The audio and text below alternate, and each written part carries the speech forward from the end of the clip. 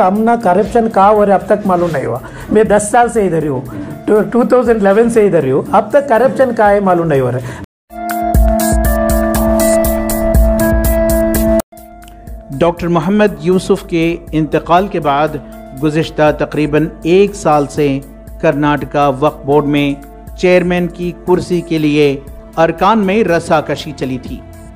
आखिरकार भारतीय जनता पार्टी के नामज़द रुकन शाफी सैदी को सहरा पहनाया गया और उन्होंने चेयरमैन के तौर पर जिम्मेदारी कबूल की है और मिल्लत की तालीम व तरक्की के लिए कई वादे किए हैं।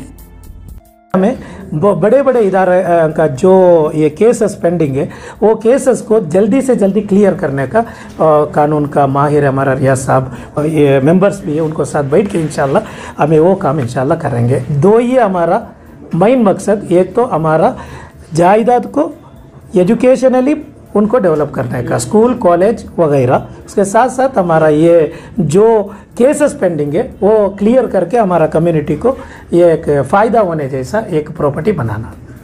We have very good plan, data तो हमारा पास है। अभी तो इलाज ये बीमारी मालूम हुआ, इलाज करना है, हमारा वक्फ बोर्ड का तहत कितना कर सकते मैक्सिमम है, इंशाल्लाह वो इलाज का कोशिश करेंगे।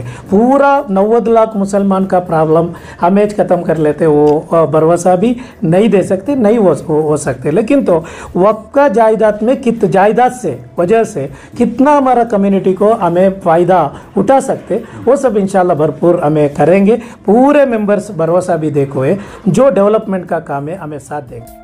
याद रहे कि औकाफी जायदादों के नाजायज़ कब्ज़े व इनमें कर्नाटका वक्फ बोर्ड के रोल के मुताल्लिक ज्वाइंट पार्लियामेंट्री कमेटी की रिपोर्ट, जस्टिस सच्चर की रिपोर्ट और अनवर मानीपाड़ी जैसे रिपोर्ट्स में ये बात आयां हो चुकी है कि इन मामलात में घोटाले व धांधलियां हुई हैं। ताहम हैरत अंगेज़ तौर पर कर्नाटका वक्फ बोर्ड के नौमुंतखब चेयरमैन कहते हैं कि गुज़िश्ता 10 सालों से उन्होंने कर्नाटका वक्फ बोर्ड में कोई बदअनवानी नहीं पाई। करप्शन फ्री बोर्ड बन जाएगा इंशाल्लाह। तो उसका मतलब ये नहीं है पहला का प्रीवियस बोर्ड में सब करप्शन हुआ था करके, लेकिन तो हमना करप्शन कहा और अब तक मालूम नहीं हुआ।